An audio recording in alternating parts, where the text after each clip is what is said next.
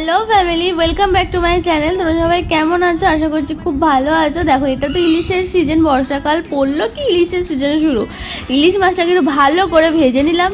ভেজে নেওয়ার পর ভালো করে সর্ষে আর পোস্তটা, কাঁচা লঙ্কা বাটা, সে তার মধ্যে নুন হলুদ দিয়ে দিলাম। তারপর তেলে ফোড়ন দিয়ে সর্ষেটা, পোস্তর বাটাটা দিয়ে দিলাম। তারপর একটু কাজু আর চারমগজ বাটা দিয়ে দিলাম। তারপর একটু টক দই দিয়ে দিলাম। তারপর একটু চিনি দিয়ে দিয়েছি, তাহলে ফাটবে না। হ্যাঁ, একটুখানি ভালো করে নেড়েছে, যখন একটু জল দিয়ে ফুটে আসবে কিছুক্ষণ বাদে মাছগুলো দিয়ে দেবো।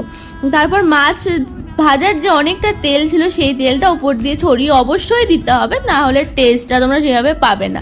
আর একটা পাতলা, একটা টালটেলে, একটা ঝোলের মতো হয়েছিল, এত ভালো হয়েছিল খেতে না। সবসময় একটা গ্রেভি গ্রেভি না, আর ভালো লাগছিল না, ওই জন্য একটা হালকা পাতলা করেছিলাম। এত ভালো হয়েছিল খেতে। একটু আলু সিদ্ধ নিয়েছিলাম, ব্যাস, তার সাথে আর কি চাই। ওফ,